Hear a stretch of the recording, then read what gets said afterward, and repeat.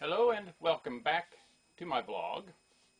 Going to read another one from the old Schoolmaster. I just kind of flipped to this one, but I really like it, so it'll be fairly quick, but I think you'll enjoy it. The Sounds of My Youth. Someone has claimed that the most satisfying and gratifying sound of his young life is rain on the tin roof, and I agree.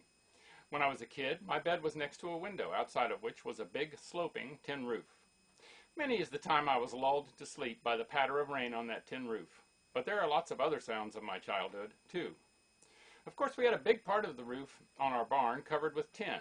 On a rainy day, we could crawl up in the haymow and listen to the music. If there were not too many nasty brats in the crowd, we even got to take a nap, too. I guess we were not bothered in those days with asthma or hay fever. You can hardly make any kind of a move in a haymow without stirring up a cloud of dust. And when there was hail mixed with the rain, we really had a rat-a-tat-tat on that tin roof. The sounds of my youth were much louder, clearer and plainer than those same sounds today. For instance, we had no traffic, with cars almost breaking the sound barrier as they fly past our houses at night.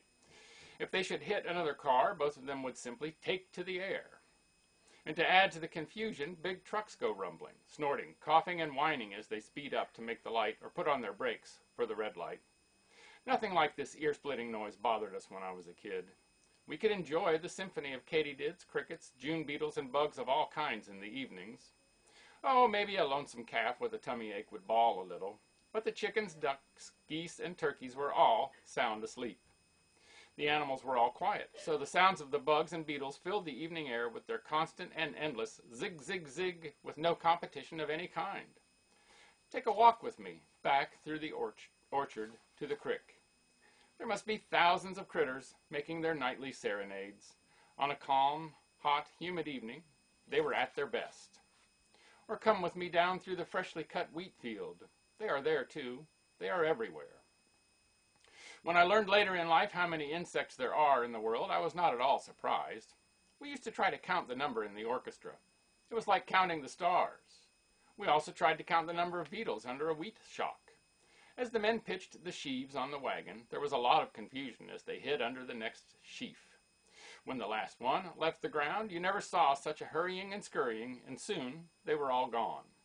I think one time we actually did count about 60 before they disappeared, but there were more than that. They simply fell all over themselves to get to a safe hiding place. We are not sure just how they all make their sounds in the evening. We can recognize the crickets and the katydids, but there are others. The grass, the bushes, and the trees are full of them. They stick to it for long hours, too. It's a wonder they don't wear themselves out. We used to think we could sing as long as they do. We gave up. We could whistle as long as they did their stuff, though. My brother and I were expert at whistling. When we used to visit the old homestead and stay all night, we could be sure the chickens would wake us up with the sun. There was one old rooster who was an expert. The hens made a lot of clatter, too, with their cackling. And when that old gander honked, he made the rafters ring. My, what a sound. But believe it or not, I enjoyed those sounds. The pigs squealed, the cows mooed, the horses whinnied, the calves bawled, and it all made me long for the days of my youth again. They are the sounds that help to create the wholesome and lively atmosphere you always find on the farm. More power to them. But it's a funny thing. I can sit and listen to the evening sounds now, and I get a feeling of homesickness. There is no more sadness in the serenades than there used to be. Maybe it made me feel the same way when I was a kid. Have to turn that over to some psychiatrist. And that is the end of The Sounds of My Youth by Grandpa Sims. Make it a great day, and bye for now.